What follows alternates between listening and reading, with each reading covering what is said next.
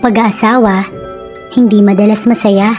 Naakala mo, wala nang katapusang ligaya kapag kayo'y magkasama. Sobrang mahal ko nun si Ruben, kaya sumama ako makipagtanan sa kanya at suwayin ang aking magulang. Pero dito ko napagtanto na sana pala nag-aral muna ako. 18 taon pa lang ako nang mabiyuda at buntis pa. Nagkasakit si Ruben at dahil sa kawalan namin ng pera, hindi ito nadala sa hospital hanggang sa bawian ng buhay.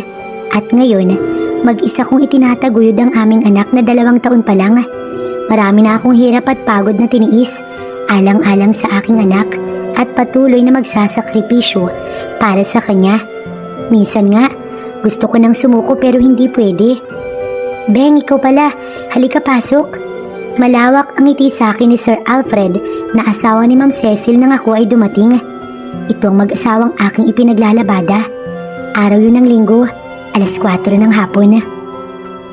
Ito ang kinabubuhay namin ng anak ko. Tumatanggap ako ng labada kina Mrs. Santos. Tuwing Friday, kinukuha ko ang mga labahin ng mag-asawa at bago sumapit ang Lunes, kailangan ko nang ihatid. 400 ang kinikita ko sa mga ito at aminado kong kulang pa para sa gatas ng aking anak sa isang linggo. Sa edad na 20 ay maganda't malindog si Beng.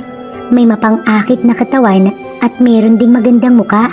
Kaya naman marami nagkakagusto rito at nagtatangkang manligaw. Pero ang biyuda, walang nagugustuhan isa man sa mga nanliligaw rito dahil priority nito ang anak. Salamat sir, nandiyan na ba si Ma'am Cecil? Tanong ko sa kanya. Bahagya akong umiti. Nasa simbahan kasama yung mga bata. Ako na ang magbabayad niyan. Magkano ba yan? 400 lang sir. Bit-bit ko ang mga nilabhan nang pumasok sa loob ng bahay. Sige, pakidala na lang sa loob ng kwarto at susunod ako. Utos nito sa akin. Ako na may tumango rito. Tsaka kimi na umakyat sa pangalawang palapag ng malaking bahay at pumasok sa loob ng malamig at mabangong kwarto ng mag-asawang Cecil at Alfred. Sa 1 taong kong paglalabada sa kanila, nasanay na ako. Mabait kasi pareho ang mag-asawa, lalo na si Sir Alfred. Noon pa man, magiliw na ito sa akin. Madalas nga ay pinababaunan pa ako ng ulam pag-uwi kapag sila ay may sobra. Natutuwa din ako sa kanya kapag wala si Ma'am Cecil at ginagawa nitong 500 ng 400 kong kinikita sa kanila. Pagdating sa kwarto, marahan kong inilapag ang mga nilabhan ko sa ibabaw ng kama. Nakabasket kasi iyon at maayos kong isinalansan. Maya-maya, naramdaman kong pumasok si Sir Alfred. Nilingunan ko siyang seryosong nakatingin sa akin. Hindi ko mabasa ang ekspresyon sa mukha nito nang marahang lumapit. Ako naman, ipinagpatuloy ang ginagawa hanggang sa natapos. Pakiramdam ko, nagkaroon ng ibang enerhiya sa loob ng kwarto sa kakaibang presensya nito. Ganoon man, dinedma ko lang ito. Sir, uuwi na po ako. Kukunin ko na po yung bayad. Wika ko pagkatapos ng aking ginagawa. Walang isang dipa ang layo ko sa kanya. Pero amoy ko ang pabango nitong iwinisik sa sarili. Sa halip na bayaran ako, lumamlam ang mga mata nitong nakatitig sa mukha ko. Beng, may sasabihin sana ako sa'yo. Seryoso nitong saad. Napatango ako. Ano po yun, sir? Tanong ko na nagtataka. Dahil wala ka ng asawa, wala nang nagpapaligaya sa'yo sa kama. Ako, Beng, pwede kong gawin yun sa'yo. Ako nang bahala sa pangangailangan ng anak mo. Gustong gusto kita, Beng. Tila, hirap nitong saad. Nangilabot ako sa narinig mula rito. Oo, alam kong pagkatapos mamatay ng asawa ko, hindi ko na muling naranasang ilabas ang init ng aking katawan. Pero hindi ko na naisip pa yun dahil palaging anak ko ang aking iniintindi. At sa narinig kong iyon mula kay Sir Alfred, hindi ko maiwasang makaramdam ng kung ano mula sa aking katawan. Sir, hindi niyo po alam yung sinasabi niyo. Pagtanggi ko rito, puno ng pagnanasa niya akong pinukol ng tingin na tila ba unti-unti akong inuhubaran sa klase ng titig nito. Napaatras ako nang marahan siyang humakbang palapit sa akin, pero nasukol ako ng pader kalaunan. Ang lakas ng kaba sa dibdib ko. Iwan ko dahil natatakot ako. Beng, alam mo bang napakaganda mo? Kung papayag ka sa gusto ko, ako nang bahala sa'yo sa anak mo. Pero mangako kang hindi ito malalaman ni Cecil. Tabulong na sabi ni Sir Alfred sa akin nang makorner ako sa sulok ng kwarto. Humaplos sa mukha ko ang mabango nitong hininga na nagpalito sa pakiramdam ko at bumuhay sa ibabang parte ng aking katawan. Alam kong mali dahil may asawa si Sir Alfred, pero hindi ako makapagprotesta sa kanya. Kinilabutan ako ng maya-maya. Bumaon sa leeg ko ang mukha nito at tinamoy-amoy yun. Nasisiyahan pang ngumiti na nangaakit. Ang gwapo naman kasi nito. Nakikiliti ako sa maikli nitong bigote na sumasayad sa balat ko. Ganoon man kahit papaano. Sinikap kong magprotesta pero hindi ko magawa. Nang lamunin nito ang mga labi ko at ikulong ako sa kanyang bisig.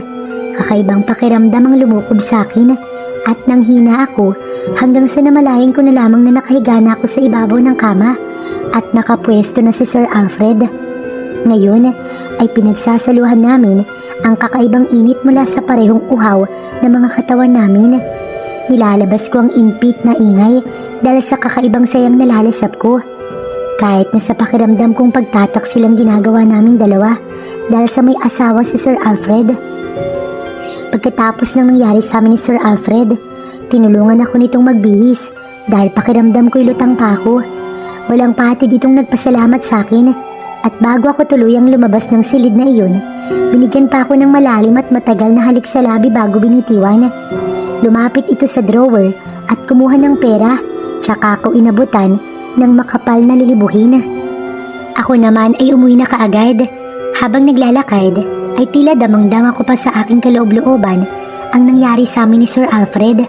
Pagdating sa bahay, napapasandal ako sa may pintuan at hawak ang magkabila kong pisngi.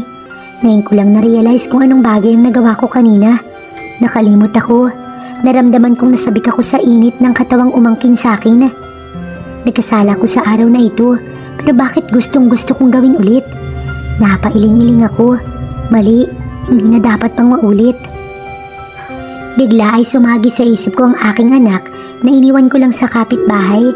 Kaya naman nagkukumahog akong inayos ang sarili bago lumabas ng bahay upang sunduin si May. Beng, may natira ka pa bang ulam dyan? Pabili nga ako kahit isang takal lang. Isang gabi, narinig kong katok ni Alma sa pinto. Kapitbahay ko ito.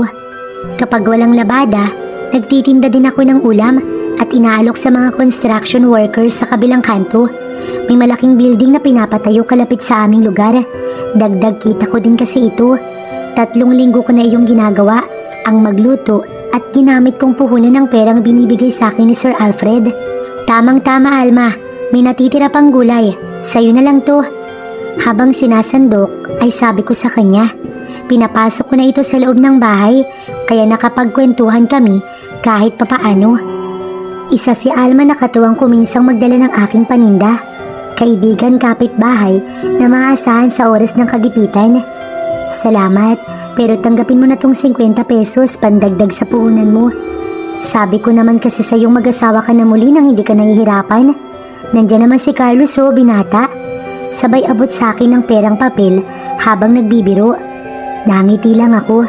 Si Carlos ay ang binatang tricycle driver sa aming lugar na nagpapalipad hangin sa akin. Pero dahil mabisyo at babaero, pakiramdam ko para lamang akong kumuha ng bato at ipinukpok sa aking ulo. Kaya mas maiging hindi na lamang mag-asawa, lalo na ngayong may nagbibigay sa akin ng kakaibang saya at walang iba kundi si Sir Alfred. Kung si Carlos lang rin naman ay wag na. Sabi ko't hindi nagatubiling tanggapin ng pera dahil kailangan ko talaga yun, pang diaper or panggatas ni May. Sus, ikaw talaga. Pero salamat, Beng, ha? Aalis na nga ako, tsak nag-aantay na sina inay. Sabi lamang nito't natatawa. Bit-bit ang supot ng gulay na lumabas sa aking bahay. Pagkuway bumalik ako sa aking nilalabahan sa likod ng bahay. Mabutit tulog na ang aking anak sa mga oras na yun, kaya nakapaglaba ko. Binabad ko na iyon kaninang umaga bago ako nagluto. Pasado 2:00 na ng madaling araw ako natapos magsampay. Ramdam ko ang hapdi ng aking mga kamay sa pagkukusot. Nais ko nang bumili ng washing machine para hindi na ako mahirapan, pero pag-iipunan ko pa iyon. Matapos magligpit, tsaka pa lang ako nakapagpahinga at nakatulog. Hindi ko iniinda ang hirap at pagod. Kapag siguro malaki na ang aking anak, Baka tsaka lang din ako makaginhawa. Kung tutuusin, may magulang naman ako kaya lang nasa probinsya at matagal ko na silang hindi man lang nakausap. Nang makilala ko kasi ang ama ng aking anak, hindi na ako nakapagparamdam sa mga ito. Nahihiya akong muwing buntis noon at walang pera. Ayaw ni Beng na maging pabigat sa kanyang mga magulang. Kinabukasan, maaga pa rin akong gumising upang magluto para sa aming mag-ina at syempre para sa ititindang ulam mamayang tanghali. Ang aking igado, sinigang, adobo at paksiw, ang ilan sa mga nire-request ng mga trabahador sa construction at ang 5 putahe. Inaabot ako ng 6 na oras kaya sakto ko lang din na iluluto ay ihahatid ko na ito. Kapag wala si Alma, sinasakay ko na lang sa tricycle at si May naman, iniiwan ko sa aking kapitbahay. Beng, pwede bang dumalaw sa'yo mamaya? Tanong ng isa sa mga trabahador ng gusali, si Edgar. Una pa man ako nagdala ng ulam, dama ko na ang kakaibang titig nito sa akin. May itsura naman, pero katulad ni Carlos may bisyo. Alak at sigarilyo, isa iyon sa bisyo ni Ruben na kinamatay nito kaya ayoko. Hindi na ako magmamahal pang muli. Yun ang sinabi ko sa aking sarili. Kaya tinanggihan ko lahat ng mga lalaking gustong manligaw sa akin. Dating sa bahay, tsaka ako magliligpit ng aking mga nilabhan dahil ihahatid ko iyong mamayang hapon kina Mrs. Santos. Mabilis naman iyong natuyo hanggang tanghali dahil sa sikat ng araw. At muli, iiwan ko na naman ang aking anak sa kapitbahay. Pagdating ko sa malaking bahay, bumukas kaagad ang gate. Si Sir Alfred ang bumungad sa akin. Nakangiti ito habang ako'y tinititigan. Marahil naninibago dahil mas maayos ang suot ko ngayon at sinadya ko talagang magpaganda para sa kanya na hindi ko alam kung bakit. Katunayan, bumili pa ako ng pabango para lang hindi mag-amoy ulam at sinisiguro kong nakaligo na tuwing maghahatid ako ng aking nilabhan. Namiss kita, Beng. Nababaliw na ako sa kakaisip sa iyo buong linggo. Bulong ni Sir Alfred malapit sa aking tenga na naghatid sa akin ng kilabot at kakaibang init. Hinila niya kagad ako papasok sa loob ng bahay. Ito na rin mismo ang nagdala ng nilabhan ko at mabilis na inilapag sa sahig bago ako niyakap ng mahigpit at buong pananabik na sinibasib ako ng halik sa labi. Namiss ko din siya. Yun ang nasa isip ko ngayon habang dinadama ang mainit na haplos ni Sir Alfred na hindi ko masabi sa taong hindi ko naman pagmamay-ari. Nakikihati lamang ako kaya bawal mahulog ang loob ko sa taong ito. Sinasabi ko sa sarili ko na tawag lamang ito ng init ng katawan kaya pumapayag ako sa kanyang kagustuhan at syempre ang perang ibinigay nito sa akin na malaking bagay pang tusto sa pangangailangan naming mag-ina. Hindi pa nakontento si Sir Alfred. Pinaupo niya ako sa sofa at saka isinandal. Tinitigan niya ako. Sa titig nito, nagsimula nang mabuhay ang bawat himaymay ng aking kalamnan. Hindi na ako nakadama ng hiya. Nasasabik tuloy ako sa muling pagtatagpo ng aming mga katawang lupa. Hindi ko na iniisip ang pamilya nito, basta masaya ako ngayon. Kinabig ako nito upang siilin ng halik sa labi. Pareho kaming hinihingal, lalo na ako na parang kakapusin ng hininga. Kung saan-saan na nga napunta ang kanyang labi, hindi ko na napigilan ng mag-ingay, lalo na nang pumunta na siya sa kanyang pinakapakay. Natawag ko ng impit ang pangalan ng lalaki habang mariin kong napapakapit sa sandalan ng sofa. Ramdam na ramdam ko ang aking pangangailangan bilang babae na si Sir Alfred lang ang kayang tumugon sa pangangailangan kong yun. Nang marating ko na ang dulo, ay ito naman ang umupo sa sofa. Inalalayan ako ni Sir Alfred. Tila ba umiindayog ako ng isang sayaw na walang tugtog. Napapatingala ito habang kagat ng mga labi. Pawisan ng lalaki pagkatapos at mahigpit akong yakap na tila ba ayaw akong pakawalan. Ilang beses pa akong pinatakan ng halik sa labi bago ako nagkusang humiwalay sa kanya pero hindi ako nagtagumpay dahil hindi ako nito binitiwan. Ben, please, gawin natin tong official. I want you to be mine. Ililipat ko kayo ng tirahan ni May para pwede kitang mapuntahan sa bahay. Pakiusap ni Sir Alfred habang patuloy akong yakap at pinapatakan ng halik. Kinakabahan ako sa plano niya. Sir, natatakot ako. Hindi kita ipapahamak. I promise you that. Magtiwala ka sa akin. Muli ay pakiusap nito. Matagal akong tulala habang nakatitig lamang dito't pinag-iisipan ng sinabi ng lalaki. Pag-iisipan ko, Tugon ko sa kanya. No need, Beng. Bukas na bukas, ihanda mo yung mga gamit ninyo ni May at ipapasundo ko kayo, okay? Hindi mo na kailangan pang maglabat magluto ng ulam para kumita. Ako lang ang aasikasuhin mo't wala nang iba, okay? Hinaplos nito ng masuyo ang aking muka at pinagtagpo ang aming mga mata. Wari ba sa titig nito, mapapasunod ako. Malalim na buntong hininga ang aking pinakawalan pagdating sa bahay. Hinang-hina ako dahil sa nangyari at iniisip pa ang mga susunod na mangyayari. Pero kinabukasan nga, nag-impake ako matapos kong magdamag na pinag-isipan ng sinabi sa akin ni Sir Alfred. Hindi ko maintindihan ng aking sarili kung paanong napapayag nito kaagad. Marahil ay mahal ko na siya at gusto ko siyang nakikita palagi. Hindi na ako nagpaalam kina Alma sa pag-alis naming mag-ina.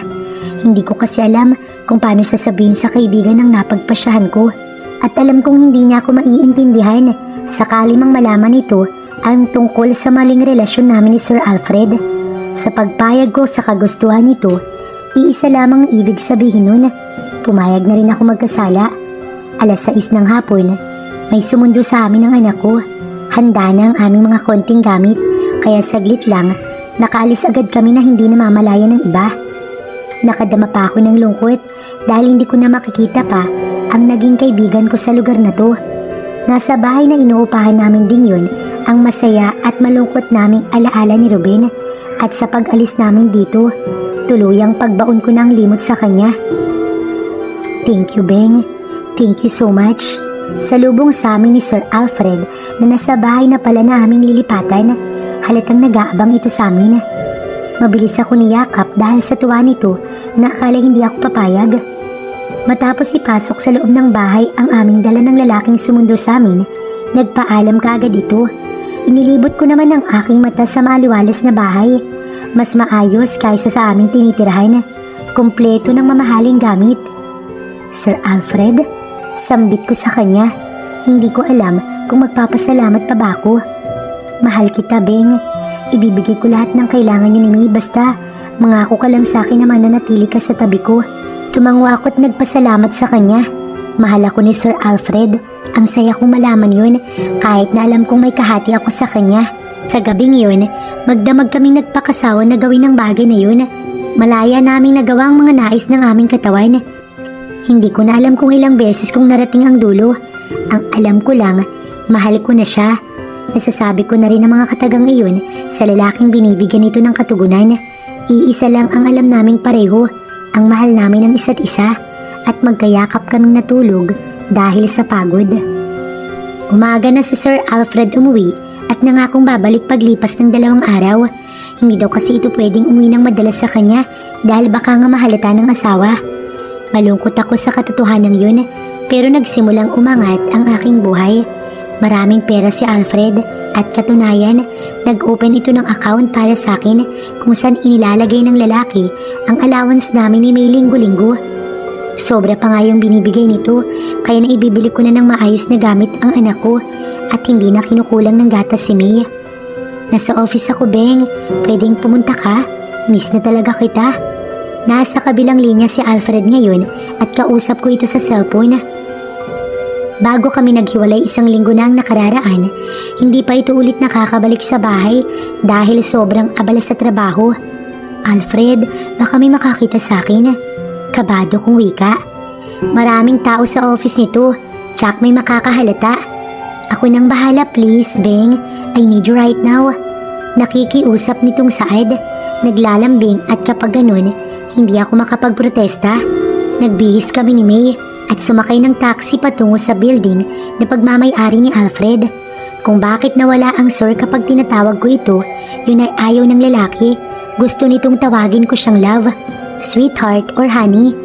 Magta3 buwan na ang aming relasyon. At habang tumatagal kami, mas nararamdaman kong mahal na mahal ko na siya at natatakot ako mawala pa siya sa akin. Nasa harapan na ako ng gusali mo, Alfred. Anong gagawin ko?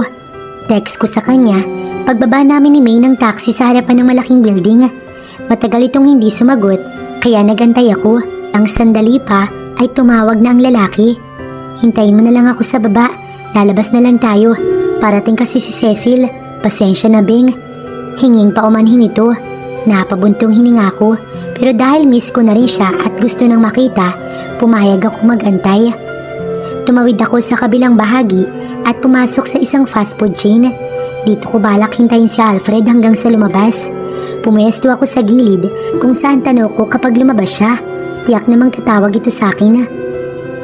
Hindi nagtagal ay pumarada ang isang puting kotse at nakita kong bumaba si Ma'am Cecil. May sumalubong na isang gwardiya sa babae tsaka sinabayang papasok ang babae. Nakadama ko ng selos nang hindi nagtagal. Nakita ko silang magkasama ni Alfred na lumabas muli sa gusali. Hinatid lang ito ng lalaki sa kotse at kinintala ng halik sa pisngi bago tuluyang sumakay. Kinawayan pa ito ng asawa bago tuluyang umalis. Hindi ko alam kung bakit sa kabila ng pagiging mabuting asawa ni Cecil kay Alfred, nagagawa pa nito maghanap ng iba. Pero iniisip ko na lang na hindi nito sinasadyang magustuhan ako or maaaring naawa sa aking kalagayan. Nagpalinga-linga si Alfred na parang may hinahanap bago dinukot sa bulsa ang phone at kalaunan nag-ring ang aking cellphone. "Nasaan ka?" Masuyong tanong nito nang sagutin ko ang tawag ng lalaki. "Nasa fast food, tapat ng building." Kumaway rin ako para ako ay mapansin. Nakita ko ang maganda nitong ngiti nang masulyapan kami ni May. "Okay, aalis na tayo. Kukunin ko lang ang kotse." Pagkasabi, binaba nito ang tawag. Binuhat ko na rin ang aking anak, tsaka kami lumabas at inintay si Alfred. Ipinag-shopping kami mag-ina nito, tsaka kumain sa labas at pagkatapos ay umuwi. Ako naman ay pinatulog ang aking alaga dahil nasasabik na kaming pareho ni Alfred sa isa't isa. Bago pa man makatulog si May, nasa tabi ko na ang lalaki. "Alfred, ang kamay mo." Bahagya akong tinampal pero hindi naman nagpasaway ang lalaki. "Halika Beng, tulog na yan." Anas nito sa husky na boses. Bahagya pa akong inisihan at hindi ko na talaga maawat ang kamay nito. Napapikit ako at maraming hiningal. Bigla ay nanabik na naman sa init na gustong pakawalan ni Alfred. Hindi ko na alintana kung tulog na ba si May dahil ramdam kong nagsisimula na si Alfred. Basta tumugon na lamang ako sa mga halik nito at nagpaubayang angkinin ng lalaki hanggang sa magsawa ito sa akin na gusto ko naman. Sa patuloy naming relasyon ni Alfred, ginamit ko ang kanyang pera upang makapag-aral. Alam kong may hangganan ng lahat sa amin dahil hindi ko naman siya pagmamayari. Ayokong sayangin ang pagkakataong kasama ko pa siya. Gusto ko kapag dumating ang araw na wala na kami ni Alfred, hindi ko na pagsisisihan ang araw na dumating siya sa buhay ko. Kalakip nito, ipinagdarasal ko na sana hindi kami mabisto ni Ma'am Cecil dahil hindi ko rin kayang mawala ng ganoon kabilis ng lalaking mahal ko na. Wala na akong pakailam kung nagkakasala kami, basta ang alam ko, sinusunod ko lang kung anong tinitibok ng aking puso. Wala naman akong balak na agawin ito sa sariling pamilya dahil alam kong hindi kayang iwanan ni Alfred ang tunay nitong asawa. Hindi lamang ako ang nasanay na nandyan si Alfred, kundi maging ang aking anak na inakalang ito ang tunay nitong ama. Hinayaan ko kasi itong maniwalang ganoon. Kapag magkasama kami, papa na rin ang tawag nito kay Alfred at tila napalapit na rin ang loob nito sa aking anak.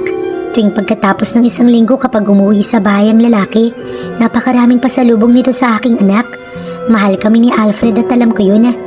Pinaparamdam nito kay May na may isang ama na hindi naramdaman kay Ruben dahil sa maaga nitong pagpanaw. 4 na taon nang lumipas. Pagkatapos kong makagraduate, nagtrabaho na rin agad ako mismo sa company ni Alfred. Ito mismo ang nagtalaga sa akin sa trabaho yun para malaya kami magkita at makapag-usap. Madalas sa office kami nito gumagawa ng milagro. Sa sulok, sa ibabaw ng mesa, at kahit saan, basta mailabas lang namin ang init ng aming mga katawan. Siguro nga, maingat kami sa aming relasyon dahil wala namang napapansin sa amin si Cecil at kahit may ibang pinagkakaabalahan ng lalaki, hindi naman ito nagkulang sa tunay na pamilya. Kung dati 2 beses itong pumupunta sa bahay at nagpapalipas ng gabi, ngayon naman 1 beses na lang. Mas naging malawak din ang aking pag-unawa sa lalaki kaya kahit minsan wala kaming pinag-awayan dahil para sa akin, sapat na ang minsang makasama ito. Lalo't hindi ko naman pagmamay-ari ang lalaki. Maging sa office ay nag-iingat kami't hindi nagpapahalata. Minsan isang araw, nadatnan ako ni Ma'am Cecil sa mismong office ni Alfred.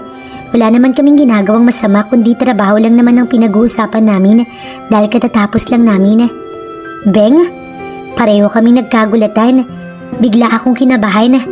Ikaw nga, sabi nito sa akin at tila masaya sa pagkikita naming muli. Kamusta po, ma'am?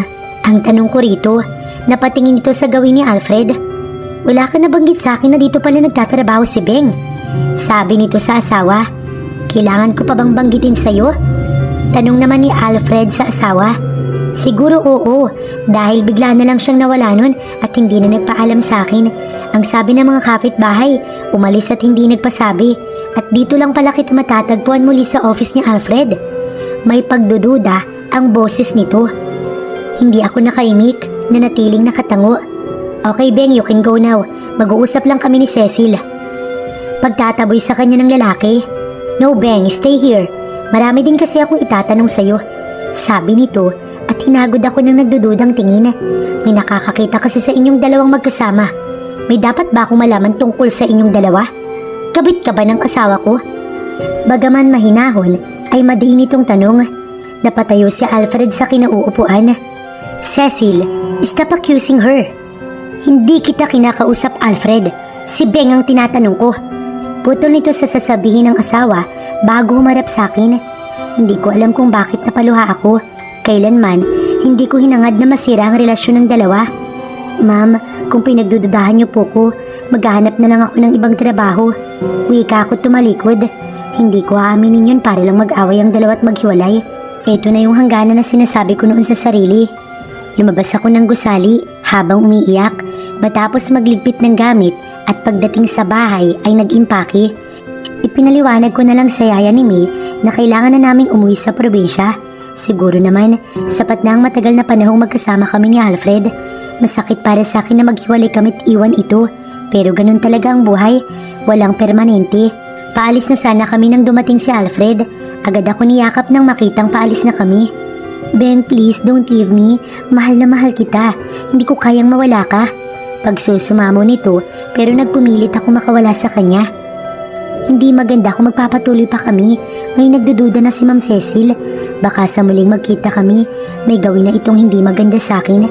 Masakit ang gagawin ko, pero mas masakit kung manatili ang panuloko naming dalawa sa asawa nito. Please lang Alfred, huwag mo nang gawing mahirap para sa akin to.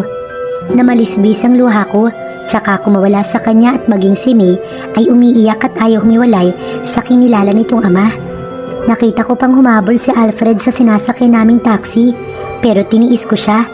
Masakit man ay wala akong magagawa. Hindi ko siya pagmamay-ari, kaya kailangan ko siyang bitiwan.